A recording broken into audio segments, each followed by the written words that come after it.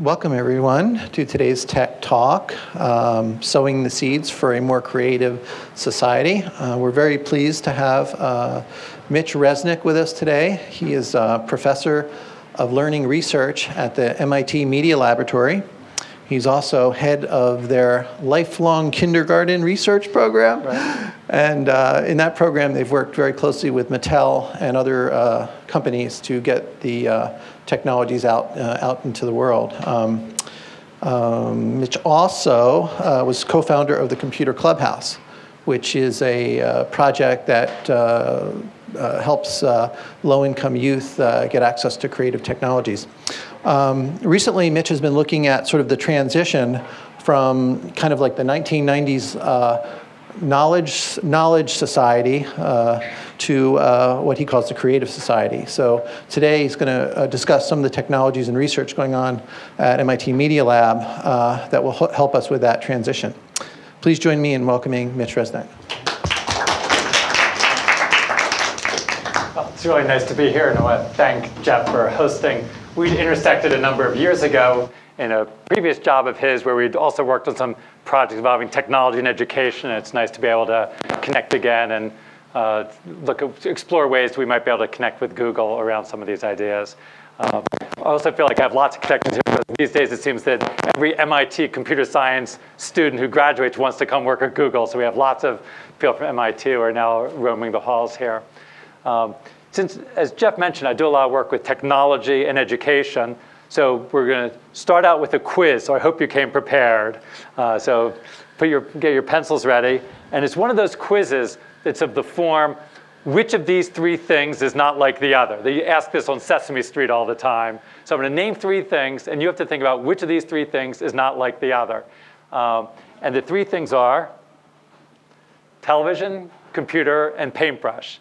Now, with an audience like this, you probably already know what it is I'm getting at. But I often ask this question when I start to talk with teachers as they're thinking about using computers.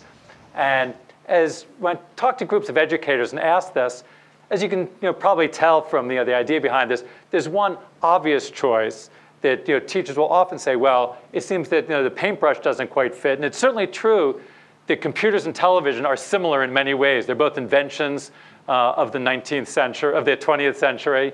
They both involve electronic technology. They're both great technologies for disseminating information, where the paintbrush really isn't like them in any of those dimensions. But I think the main point that I want to be making today is that we're not going to be able to make good use of computers, especially computers for learning and education, until we start thinking of computers more like paintbrushes and less like televisions, less as technologies for disseminating information, and more as technologies for personal expression, being able to sort of design and create things with it the way you do with the paintbrush. So, well, unfortunately, that's not the way most technology and computers get out to the world today in the world of education. If you go to most schools where computers have been used, they generally are used more like televisions than like paintbrushes. They generally are used for just distributing and delivering information.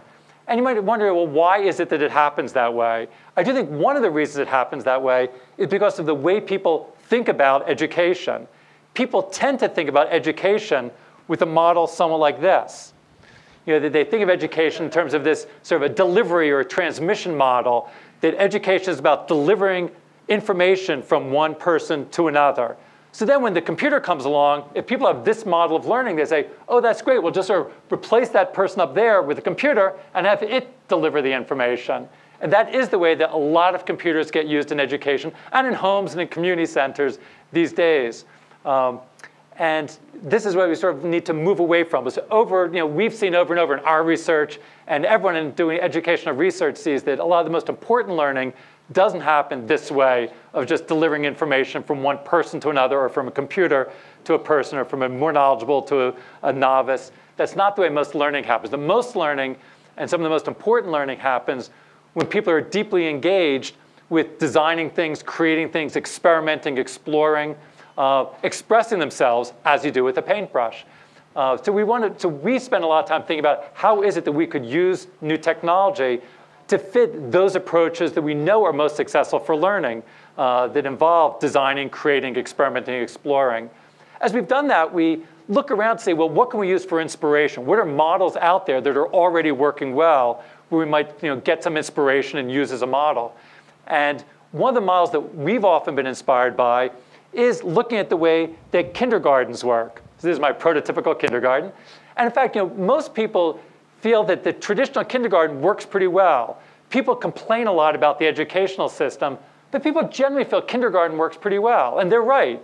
I think the traditional preschool sort of leading up to it. And in fact, at least people used to think kindergarten works okay. You might have seen Newsweek magazine had a cover story a few weeks ago that was called The New First Grade. And it was about first grade and kindergarten, of how first grade and kindergarten that used to be places for exploration, experimentation, are becoming much more like the rest of school. So in fact, what's happening is the model of the rest of school, which is much more transmission-oriented, of people sitting there getting lectured at, filling out worksheets, is drifting down into first grade and kindergarten with high-stakes tests, benchmarks every other week.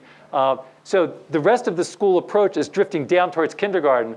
What we want to do is exactly the opposite. We want to take what has been best about kindergarten through the years and push that upward to make all of schools somewhat more like kindergarten. In fact, as Jeff said, my own research group, we call it lifelong kindergarten for that reason. We want to take what's worked well about kindergarten and make it extend through all of the different ages. And in fact, the fact that kindergarten works that way is not just an accident. The person who invented the first kindergarten, kindergarten was an invention, and it was invented a little less than 200 years ago by a German educator and designer named Froebel. And when he set up the first kindergarten, he didn't just say, well, let's make a school for younger kids. He also tried to rethink what the educational approach was going to be. As I said, he wasn't just an educator, he was a designer. And he thought, what can we design to put in the hands of 5-year-olds that will enable them to learn the things that are important for 5-year-olds to be learning?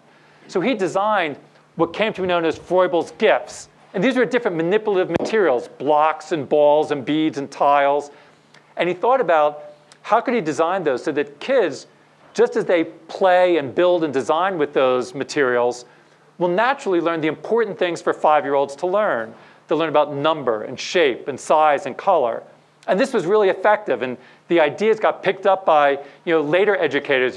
Probably many of you know about Maria Montessori, who was very influenced by Froebel and took this as a basic idea behind her approach that spread widely. And others have also been very influenced by this. And if you walk into kindergartens today, you often will see current day descendants of Froebel's gifts, different manipulative materials. But as I said, it then starts to change as you get up and as you get to the older grades. Kids don't have the opportunity to experiment, explore, design, create, and it's much more into that tradition, that transmission model. Well, why is it that it happened that way? Is it just no one's thought about this? I don't think it's just that. I do think part of the reason that the education has shifted as kids get older is because we haven't had the right materials and technologies to extend the kindergarten approach. Because if you have blocks and beads and tiles, those are great for learning kindergarten concepts about number and shape and size and color. But when you get to be 10 years old or 15 years old or 25 years old or 45 years old, and if all you have are blocks and tiles, it's not going to let you design the things you want to design or to learn the things that you want to learn. But this is where, in my mind, new technologies can make a big difference. That with new technologies, there's a chance, if we design them the right way and use them the right way, that we can design the technologies that can extend the kindergarten approach and allow learners of all ages to use this kindergarten approach of designing, creating, experimenting, exploring, but to work on more advanced projects and to learn more sophisticated ideas. So that's the real goal of our research group, and for a lot of the work going on in the education area at the Media Lab, it's to say, how can we develop this new generation of technologies based on the kindergarten approach, but useful for learners of all ages to help them learn more advanced things using these types of approaches. So to be more concrete, I'll give an example. We've been developing for a number of years what might be called invention kits for kids. We've worked closely with the LEGO toy company on the what led to LEGO Mindstorms. Probably a lot of you have heard of LEGO Mindstorms. Actually, how many of you have ever used LEGO Mindstorms? So probably half the people. In your class. It's unfair. Hopefully people will use it elsewhere as well.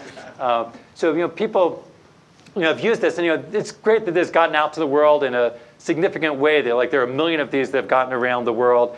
for letting people design and build things and learn important ideas, getting beyond the kindergarten concepts, but to learn ideas about feedback and control and sensing by building things in the world and building different robotic systems with this. At MIT, this has turned into a big part, an important part of the educational landscape. Every January, there's a robot design competition. It also gets used in many other, similar things in many other places. But maybe you've probably seen things like this, but I'll just show a little clip. This is from about 10 years ago, before Mindstorms came out.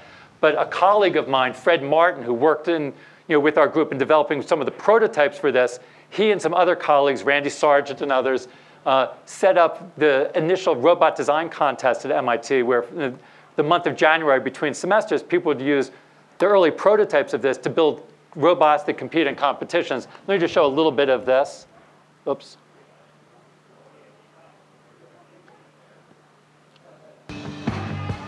And again, people will build it, and then these are autonomous robots. People will build a robot, and in this case, the idea is to get ping pong balls to the other side of the table.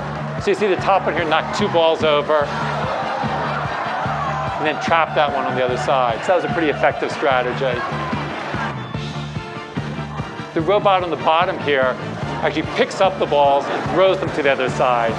Again, MIT students have a variety of different mechanical expertise. It's throwing the balls to the other side. I mentioned Fred Martin did his PhD dissertation showing how and what people learn by participating in this and how they learn certain engineering ideas better through these types of hands-on interdisciplinary design activities compared to traditional engineering approaches.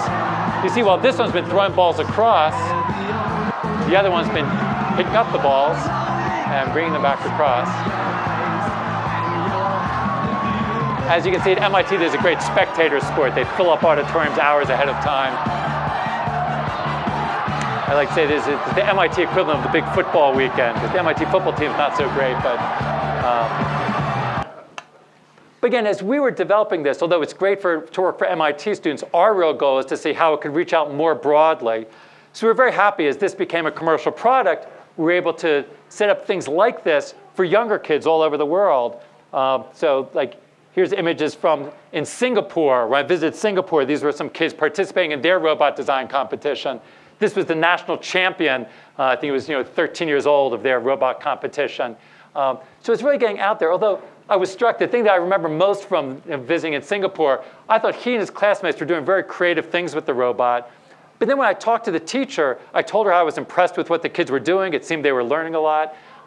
But I said I was curious, how is it that they integrated this into their curriculum? And she looked at me as if I was crazy. She said, we would never do this during the school day. This is only for after school. During the day, they must be drilled on their, on their math lessons. And to me, it sort of shows the resistance of the educational system, where there's no doubt this is an incredibly rich learning experience, and yet educational systems still, it's very difficult to bring about change. They have traditional ways of doing things, and trying to bring about change is very difficult. And this is even in Singapore. I had been invited there because the Ministry of Education wanted to bring about more creative thinking into the classroom, because they'd been getting a lot of complaints from businesses in Singapore. As you might know, the schools in Singapore have been very successful in the international math and science exams. They score near the top of the world in international math science exams. And yet, when the kids graduate and go into the business world, the businesses were complaining that the students, even those that scored so high, weren't able to come up with innovative solutions to unexpected problems. They knew how to do certain things by rote, but they had no idea how to develop innovative or creative approaches. So they said, we need something different in the school system. And the Ministry of Education was trying to bring about that change. And they sponsored events like this, but you could also see the resistance of the school system. And you see this around the world. And there's this growing gap, in my mind, between what's needed to succeed in the world these days, to be able to think creatively, and what it is that schools are preparing kids for. And I think there's this real problem with the growing gap. And I think what we're trying to do is to bridge that gap, to try to change the educational system so it really does meet the needs of what people need today to be successful in their work lives, and also satisfied in their personal lives and good participants in their civic lives. Although this has been very successful with Mindstorms getting out to the world, there are some ways in which we were frustrated by the way it got out there. As I said, it got out in pretty big numbers, more than 1 million kits sold around the world. But if you go to a lot of the robot design competitions, a lot of the participants are boys. Even when there have been very strong efforts to broaden who it is that who gets involved, there have been 70% participants are boys, even after those strong efforts. Now, it's not to say that some girls aren't doing very well in these competitions. Some are very, very interested. But we just see this around the world, the way that it gets presented. And we don't think it's inherent to the technology. We think it's much more in the way it gets presented. If you say, build a robot to compete in this competition, it's going to appeal to some kids more than other kids. I think a lot of kids want to make things and design things in the world. Not everybody wants to make robots that participate in competitions. So what we wanted to do is to have a more general purpose invention toolkit that lets you design all sorts of things. So with that in mind, what we've been doing in recent years is developing what we call a Cricket, which is similar to the LEGO Mindstorms. This is the little computer. And again, it's smaller and lighter, which has some advantages. You'll see this. You can make it a little bit more portable. But more important, it doesn't just drive motors that are in robots, but can control lights and music and sound in order to control lots of different things in the world. So kids can build things like this. They might build a little cat. And with a cat, when you pet the cat, well, then meow. So this is one, the kids that built this, they put a light sensor in the back and then wrote a program for the Cricket that says when the light level drops below a certain amount, play the meowing sound. And again, if you walk into toy stores these days, you see lots of toys where something will meow when you pet it or wiggle its ears when you talk to it. But it's been pre-programmed by the toy company. And all kids get to do is interact with it. And we have no doubt that the designers of the toy company learned a great deal while they were designing the toy. But our concern is that the kids don't necessarily learn that much just by interacting with the toy. Because we think the learning goes on when you're designing it and programming it. So we want to give that activity to the kids. So they can make things like the cat, or here's another example, where there's a birthday cake. And it has sort of a flashing candle. And when I blow out the candle,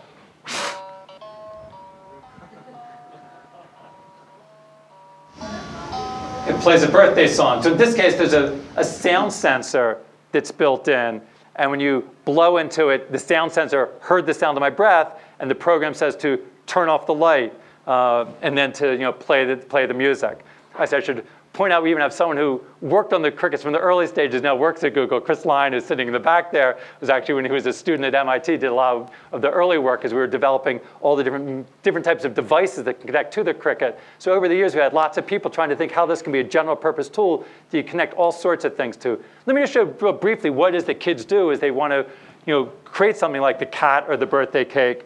So to the computer, you can connect up, this is just into the USB port. We have a USB serial cable that's going to hooked up to an infrared beaming device. So you can beam out information from the computer. And then there's the programming language. And if I take the Cricket and I plug in something like I have it's a light that can be controlled from the Cricket. So I plug this into the Cricket, put it next to the beaming device, and in the programming language, you see there's a block here that says set the light color. I can then change what color it is. Let's say I want to make it blue. I go to blue, and then when I double click, the light turns blue. If I want to turn it red, I just put it down to red, double click, and the light turns red. I can build up programs just by doing stacks of blocks. So I could say, let's say I want to turn it blue, wait a little bit. They just snap together like Lego bricks. Let's say I then want to make it turn back to red and then wait a little bit more. So now when I double click there, oops, it'll go blue and then the red. If I want to do it again, I just hit the button, it goes blue and then red. Or if I want to do that a certain number of times, you can put different control structures. I could say I want to repeat 10 times. So now it'll continuously go blue and red and blue and red. Or I could put on a sound sensor.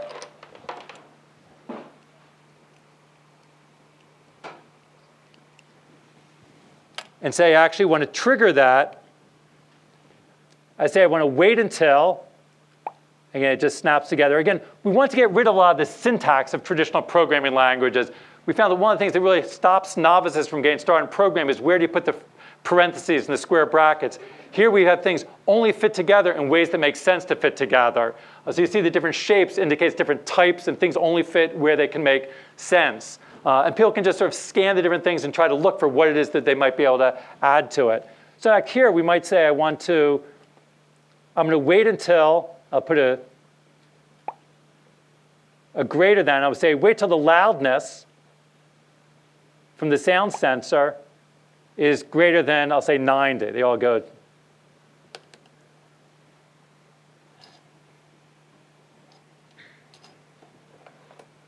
Oops. It triggered as I was doing it, so I'll start it again. Start. So it's just wait until it heard a loud sound and then starting what it was doing. And then similarly, in addition to controlling the light, I'll just show one more thing. You can put on sound and say, I want to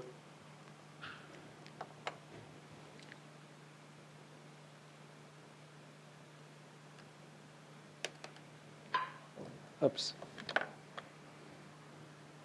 Click this, plays a kitten sound, or this one has a horse sound, or there's a melody editor where I can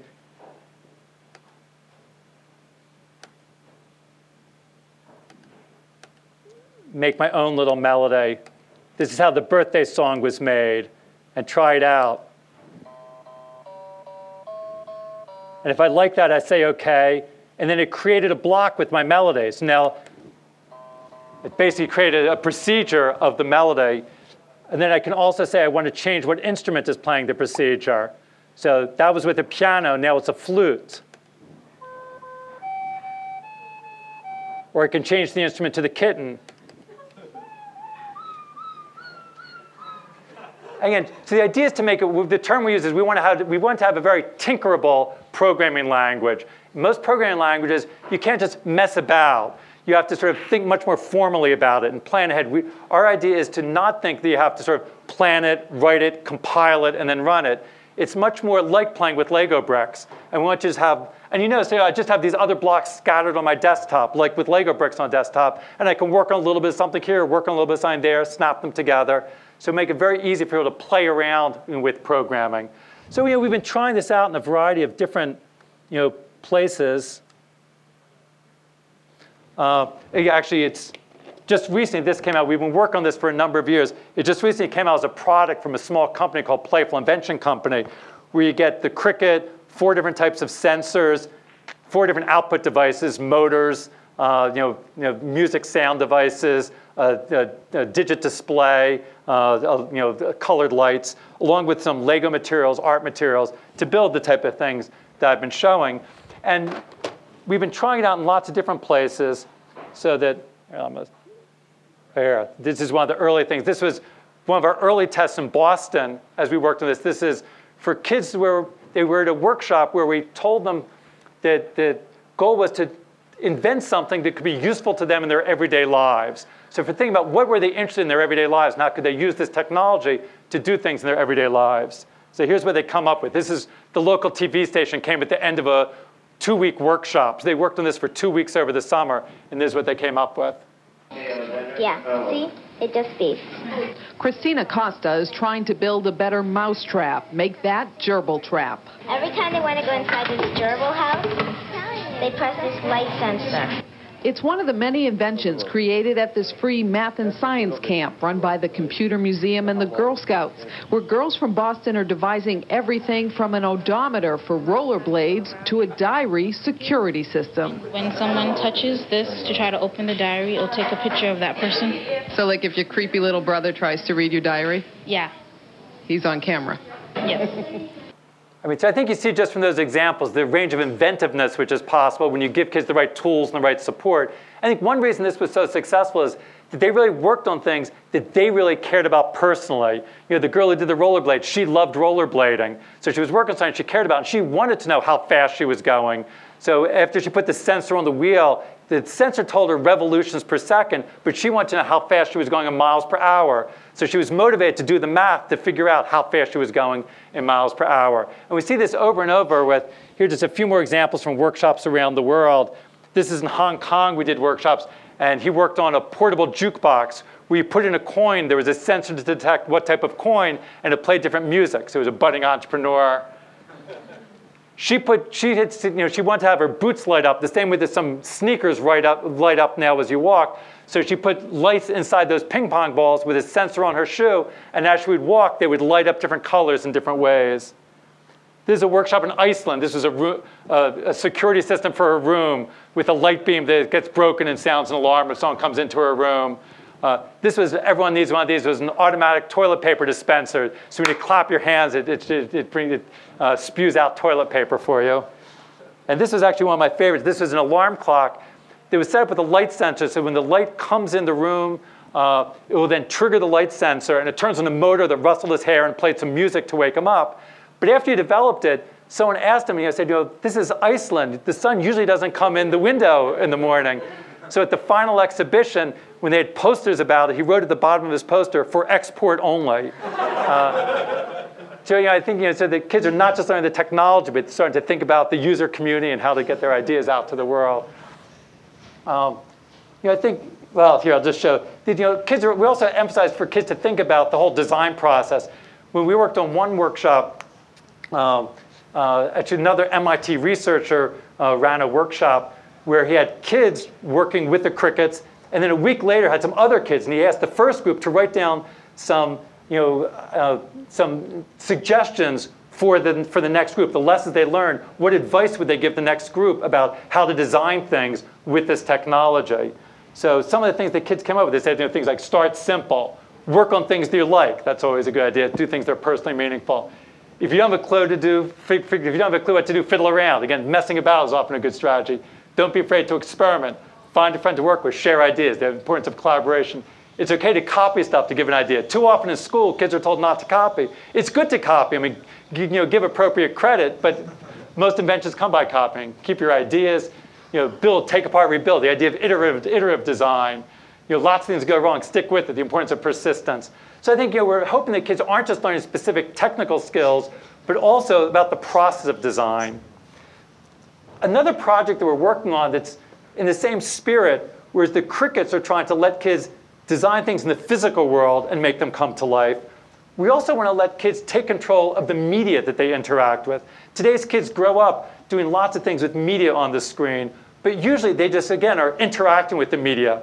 They go to a web page, they move their mouse around, letters dance, and different fireworks go off, but they never get to create those things themselves. Even kids that become fairly savvy with computers and use paint programs or even use Photoshop to manipulate some photographs, it's usually making static images. It's not so easy for people to grow up and to make dynamic, interactive things. So we really want to give kids the opportunity to make dynamic, interactive things on the screen, like the things they see, and like the physical things they can do with crickets, but with it, but again, do it on the screen. So we've been developing a programming language we call Scratch for that purpose. Let me give you an example of this. So with Scratch, it's the same building block metaphor that I showed before. This is a top-down view of a cat. You can then drag out blocks. This says to move 10 steps. We'll make the cat move. Those of you who at some point in your childhood did things with Logo, the programming language, will see some things about moving a turtle on the screen. You can start with the same sorts of things, but more easily, since these graphical blocks, don't worry about syntax. But more importantly, you can go much further. So again, you can do things. You can make it turn. You can put them together so it moves and turns. You can bring out control structures so you can tell it to go forever. And again, things snap in place. So go forever. But again, most kids today aren't so interested in just making a cat or a turtle move on the screen. They want to manipulate media. So this is really meant as a media authoring tool. So I can do things. Instead of the cat, I can give it a different costume. I can say I want to import a costume. I can just grab it from a web page. Oh, I forgot to. Actually, I didn't have the image here that I wanted. Well, let's just take one of these. So here's a character that I brought in. I'm going to make it a little bit bigger. Oops. But now I sort of want to manipulate this image. I can do things like, of course, I can make it spin around like I had the cat spin around. But I want to do things like kids do in Photoshop. So I can do things like I can manipulate. These are different types of image filters you would find in Photoshop. This is a whirl filter. And I could say when I click on this, it whirls the face and twists it around.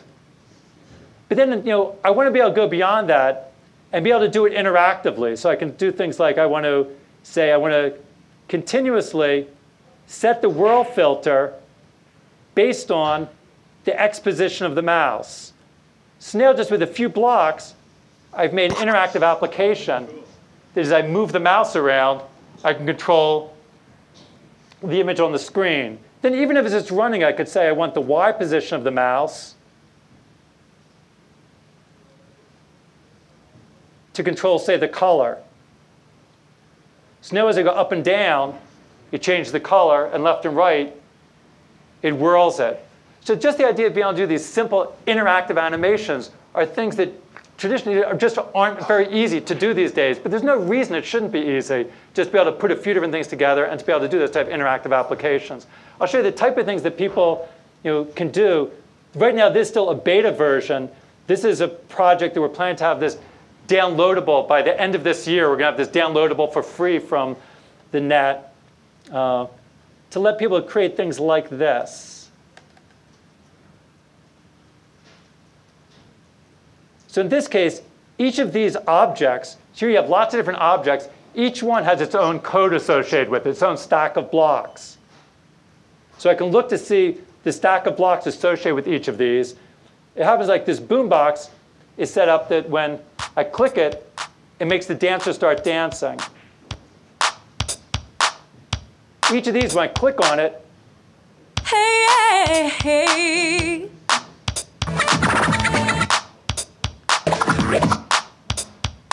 So you can do different things to the dancer, apply different image effects, different sound effects. So again, we want to let people mix different media together. In fact, we call the language Scratch because it's inspired by the way DJs scratch with music. They take existing pieces of music, blend them together in different ways, and mess around with them. So we want to let kids mess around with media, but to learn programming ideas in the process. So the goal is to help people design things they want to design more flexibly, to learn computational ideas, which have been difficult to learn in the past, and also to learn about the process of design.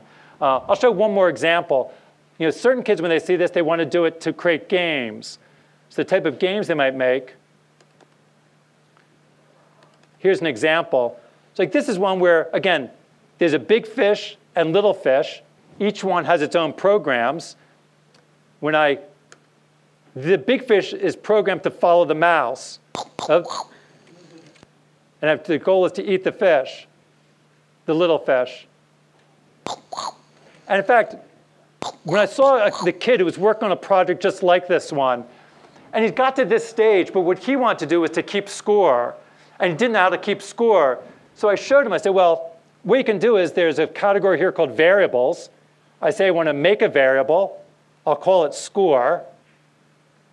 That automatically generates 3 new blocks called change score by set score to, and it shows up the score here on the screen. So if I click on change score by 1, it increments the score right there. So that was what he wanted to do. And I started to show him you could just drag this out and put it in the program when the big fish eats the little fish. And his eyes lit up. He saw what he could do. When he reached out his hand, he said, thank you, thank you, thank you. And what crossed my mind was I wondered how many 8th grade algebra teachers are ever thanked by their students for teaching them about variables. And it just doesn't happen. But here, he was learning about variables in a way that he really cared about. He wanted to make use of it.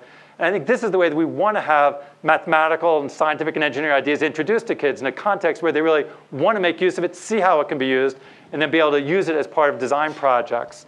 So as I said, this is something we've been testing it out in a few different places.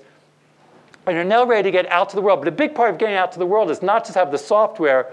We want to make a community around it. We've been very influenced by websites like Flickr, where people get to put their own photographs up, and you get to learn from seeing other people's photographs.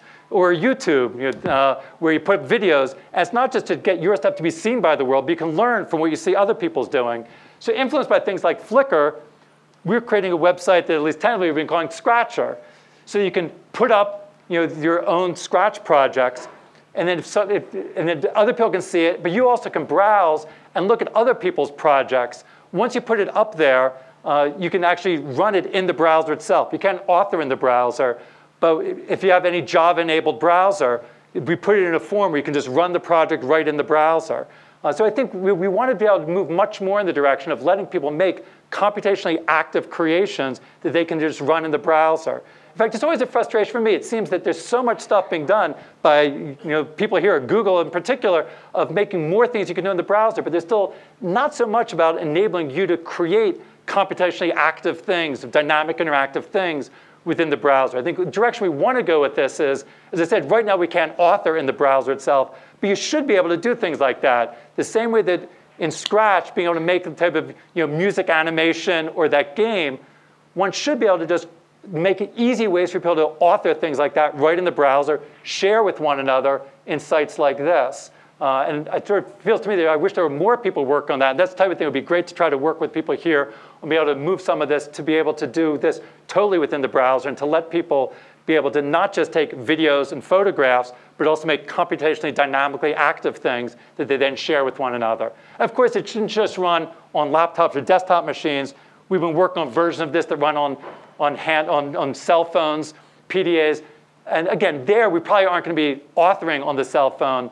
But what you can do is you can design it on your laptop, download it to your cell phone, but then just send it to other people on their cell phones. One of my graduate students is interested in studying how the creations get shared with each other. So as you send it from one cell phone to another or online from one person to another, it keeps track of where it's been spread to. So you can get a sense of how ideas spread through the network. And we want to expose that to kids as well, or adults who use this, so they get a sense of the social network that they're part of and really can track how the things they've created have spread to each other.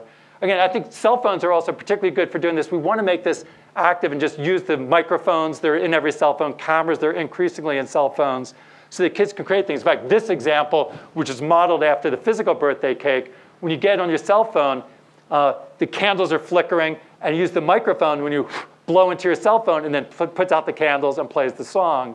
So you should be able to create your own little animated greetings like that and send it to other people is the direction we're hoping to go. I want to end up by talking a little bit about how we're trying to get these ideas out to the world, because it's not just enough to make the technologies. We're working hard on technologies like the Crickets and Scratch. But we also want to make sure that these ideas and technologies get out to the world and to reach everybody in the world, not just you just put this online, it's going to reach a thin slice of people. And we really want to try to make sure that it reaches people from all walks of life, in all different parts of society. And towards that end, we've been working on a project for more than a decade now called the Computer Clubhouse, which is a network of after-school centers for young people from low-income communities, where they can come and learn to design and create things with computers and express themselves creatively. So it's not just about getting access to technology, but to learn to express themselves creatively with the technology. So we have kids doing things like one of the first kids who came to the very first clubhouse, which was in Boston. He came and he hadn't used, his name was Mike, he hadn't used computers before. But one of the first things he did, he loved to draw.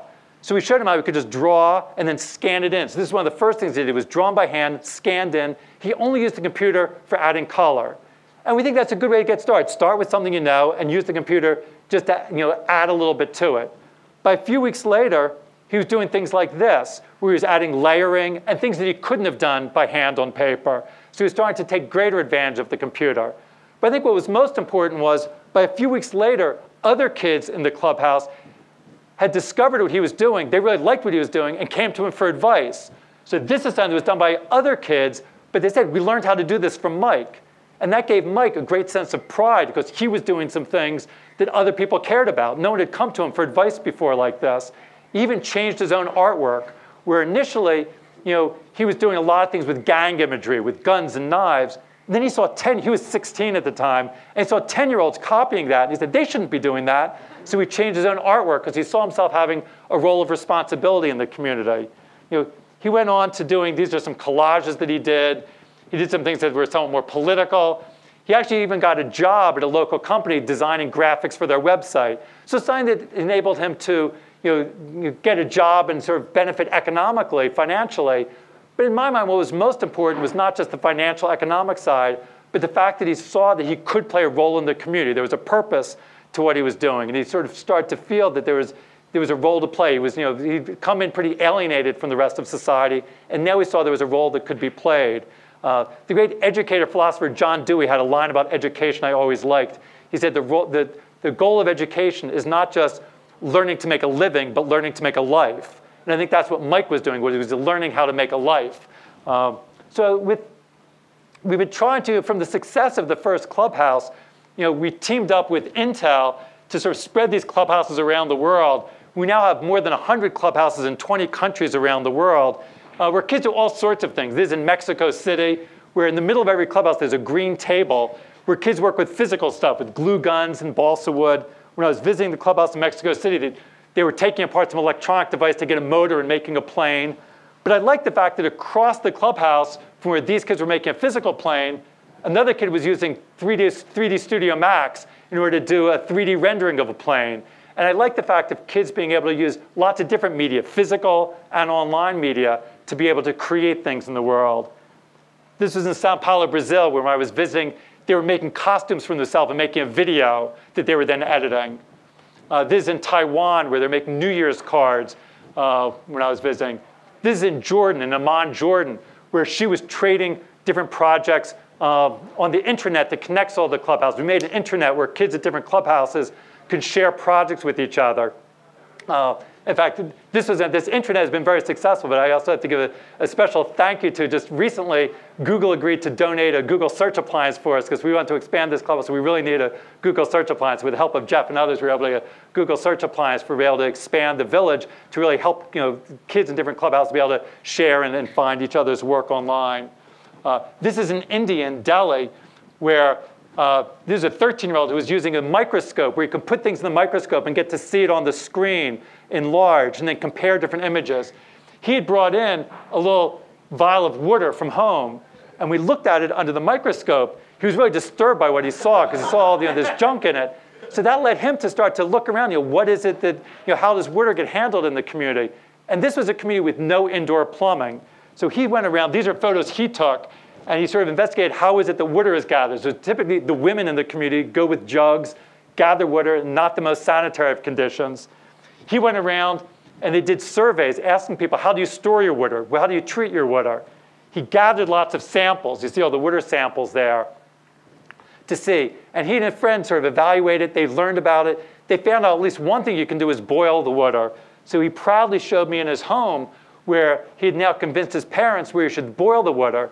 So in this case, he really felt that something he learned at the clubhouse was something that he could really affect his family's health in the short term. Now, not everybody gets to that point. It's not always something that can really affect your health or welfare in the short term.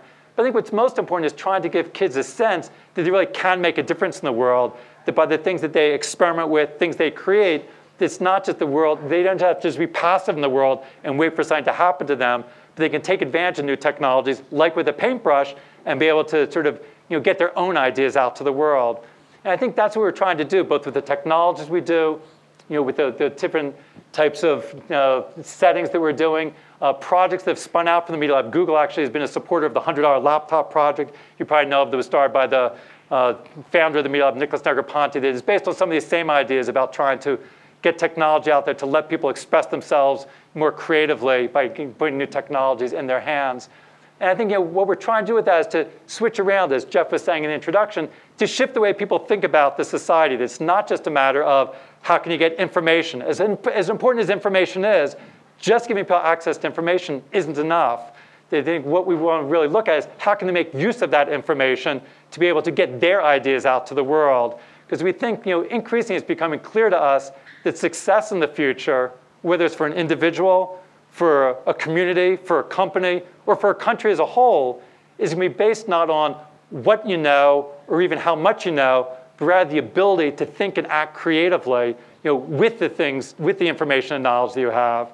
And that's really what's going to make the difference. So our hope is that through some of these technologies and outreach programs, we're able to help prepare young people so they're better prepared for that creative society that they're growing up into. So we'd love to find ways to work together with Google to try to see how we could join forces. As projects like Scratch come out, I've started to talk to some people here how we might try to help get that out and put into kids' hands, and to just have more ways for kids to use the technology that is increasingly ubiquitous. It is getting in the hands of kids, but it's not just a matter of getting in the hands of kids, but making sure that they use the technology in a way that's going to prepare them to be able to have full, satisfying lives in ways that they can really contribute to the society around them. Thanks a lot.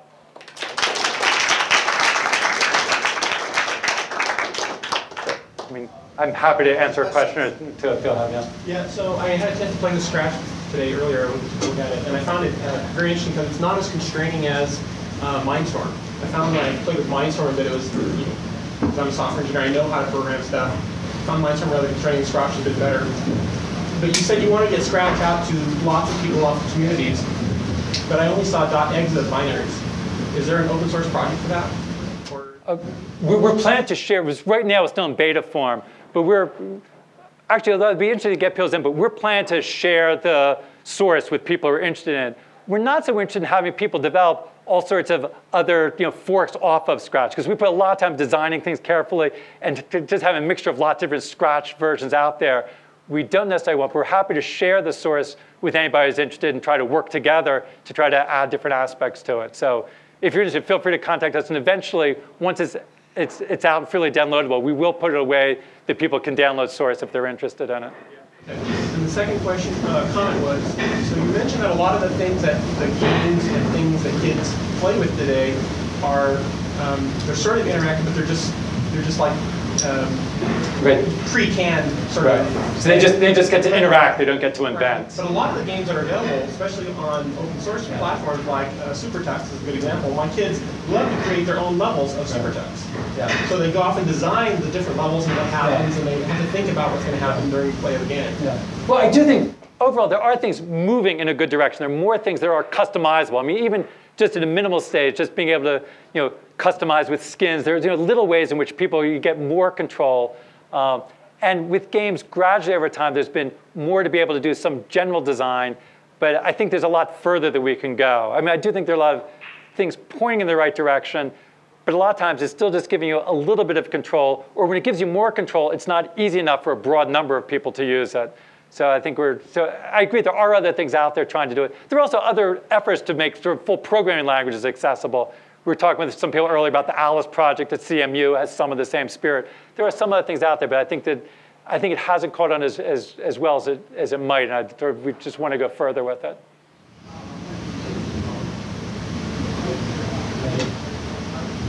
Other questions or thoughts? Suggestions? So where can you get Scratch, the executable at least right now?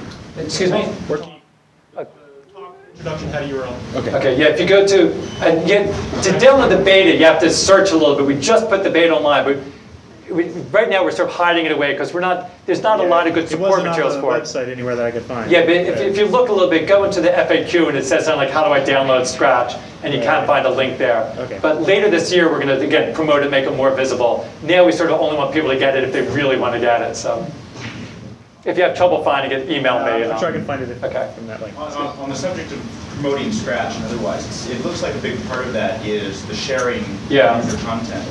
What types of interfaces and systems are you currently working on to enable kids from one part of the world to really work with others and share their ideas? Well, there's both sort of the technological infrastructure and then sort of the community building infrastructure.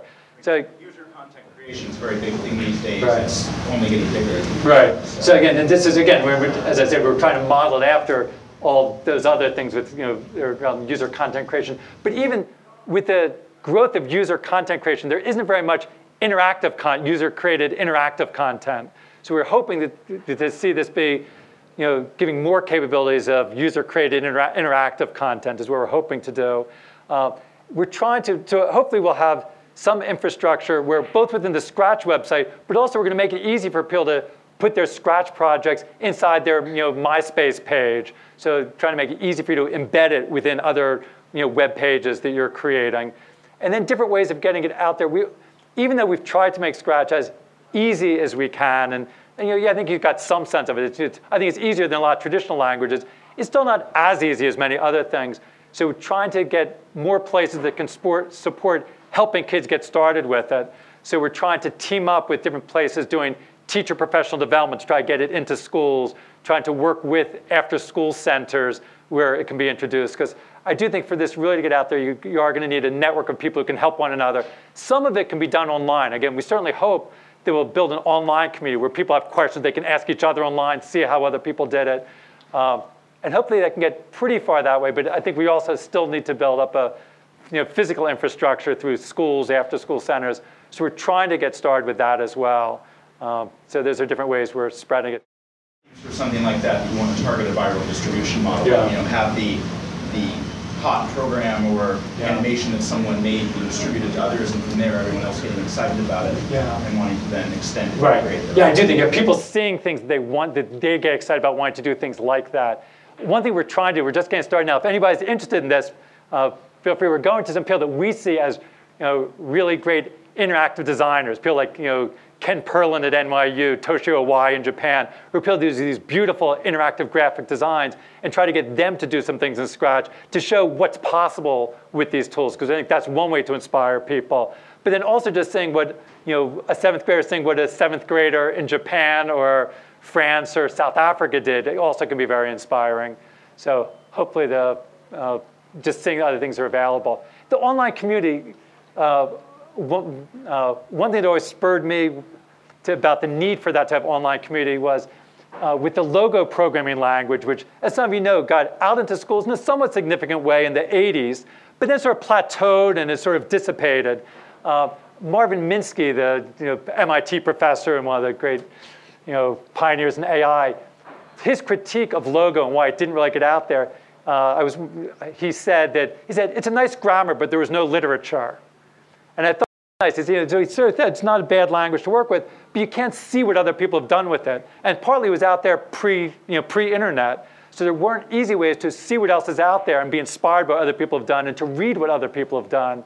So I do think we're in a much better position now to create the literature around Scratch. I really do think that's an important part of trying to get out there that will help spark it virally if we get the right things out there. And to try to get certain uses of it, like sending interactive greeting cards. In the early days of the web, when there were the first sites with greeting cards, that really attracted a lot of people to the web when they found out that they could send a greeting card and you could just get a link to see this greeting card. Now we want to have kids make interactive greeting cards, and similarly to make it very easy for them just to send an interactive greeting card to a friend. So things like that, some prototypical uses of Scratch that sort of catch on is one of the things we're hoping to do. But to be perfectly honest, probably we aren't going to come up with the killer ways of doing it. Hopefully if we get it out there, other people will come up with really creative ways of doing it that will help spread it. That's what we hope. Okay.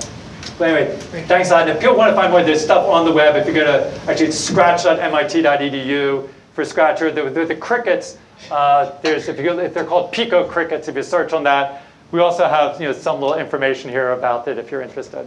Thanks a lot.